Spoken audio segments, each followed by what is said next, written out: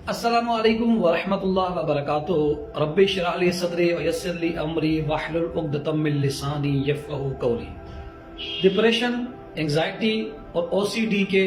मरीजों की मुश्तरका अलामात और उनका रूहानी और हर्बल अदवायात से इलाज। आज की नशिस्त में हम शिज़ोफ्रेनिया, एंग्जाइटी और डिप्रेशन की वो मुश्तरका अलामात आपके सामने रखेंगे और उनके असबाब भी रखेंगे, और वीडियो के आखिर में उनका हर्बल मेडिसिन के साथ किस तरीके से इन बीमारियों का तदारक किया जा सकता है, ये इलाज भी इंशाअल्लाह ताला आपके सामने रखा जाएगा। हर्बल मेडिसिन आप जानते हैं कि आहिस्ता आहिस्ता खून पर असर अंदाज होती हैं।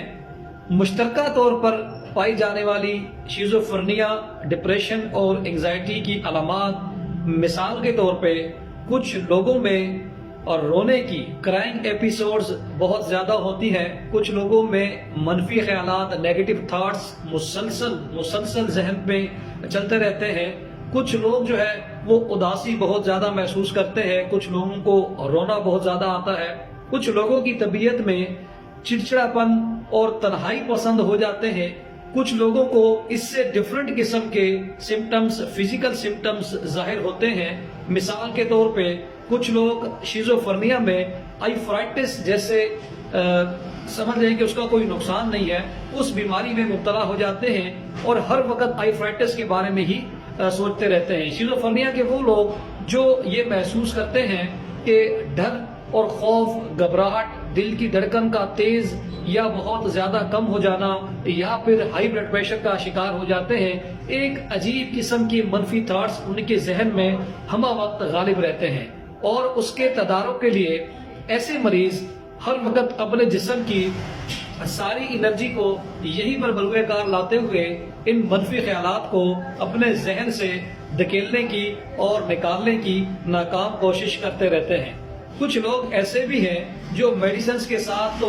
इंसोम्निया की जो तकलीफ होती है उससे दूर हो जाते हैं और अच्छी नींद लेते हैं, लेकिन कुछ लोग ऐसे हैं जो मेडिसिन को इस्तेमाल करने के बावजूद भी पुरसकून और तबई नींद हासिल नहीं कर सकते, या वो लोग जो एक अरसा दराज से मेडिकेटेड इलाज करवा रहे हैं, एंटी डिप्रेसेंट मेडिसिन इस्तेमाल कर रहे हैं और अब वो इस नतीजे पर पहुंचे हैं, वो ये समझ चुके हैं कि हम किसी ऐसी बीमारी में मुब्तला नहीं है कि जिसमें हमें मेडिसिन इस्तेमाल करने की जरूरत है। अब जब वो ये बात समझ गए हैं तो वो मेडिसिन से अपनी जान छुड़ाने के लिए क्या करते हैं कि फौरी तौर पे मेडिसिन को खत्म कर देते हैं और इस्तेमाल करना छोड़ देते हैं। तो उसके नतीजे में जो रिएक्शंस पैदा होते हैं, मिसाल के तौर पे कुछ लोग एलर्जी, अचानक से होने वाली एलर्जी महसूस करते हैं, कुछ लोगों को डायरिया हो जाता है, कुछ लोगों को कॉन्स्टिपेशन हो जाती है, कुछ लोगों में आर्थराइटिस का मसला होता है,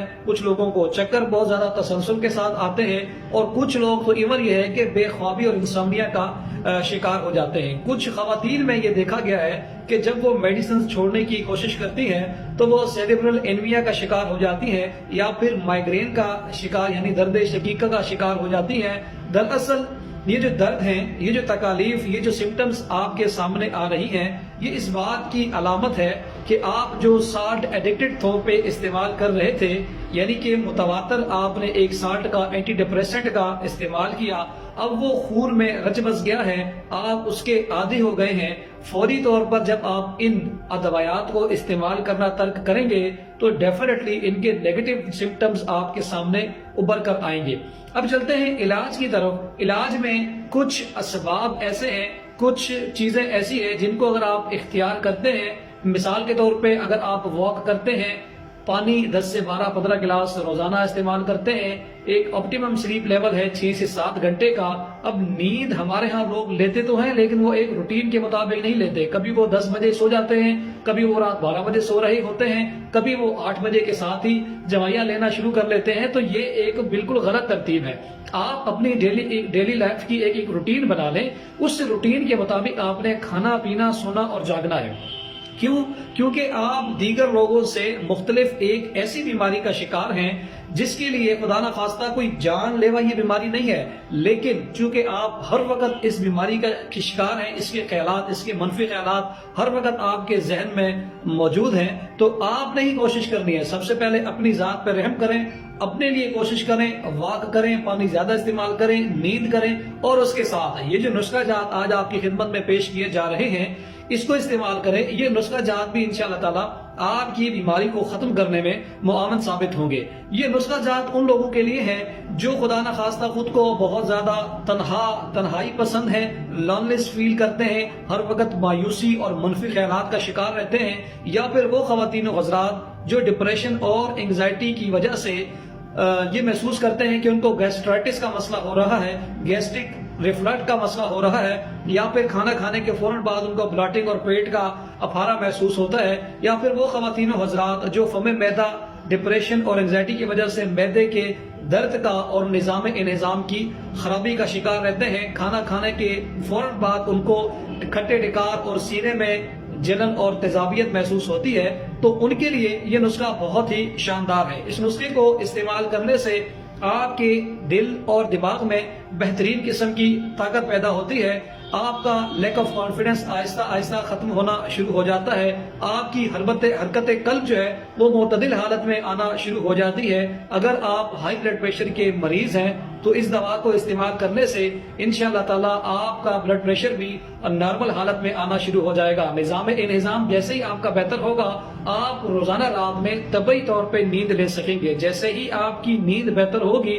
آپ کے منفی خیالات آہستہ آہستہ ختم ہونا شروع ہو جائیں گے۔ تو چلتے ہیں نسخے کی طرف، پیپر پین اٹھا لیں اور اپنے پاس یہ نسخہ جات تحریر کر لیا کریں اور ان کو بنا کر استعمال کریں۔ ڈاکٹرز کی مہنگی فیسوں سے بچیں، خود کا علاج خود کریں۔ یہ نسخہ جات آپ کی خدمت میں اس لیے پیش کیے جاتے ہیں کہ اگر کسی وجہ سے آپ یہ دوائیں ہم سے یا کسی اور سے نہ خرید سکیں تو ان دواؤں کو خود گھر پہ بنا کر استعمال کریں۔ انشاءاللہ تعالی اللہ کی ذات سے قوی امید ہے کہ یہ دوائیں آپ کے لیے ذریعہ شفا ثابت ہوں گی۔ تو نسخہ اپنے پاس آپ نوٹ فرما لیں۔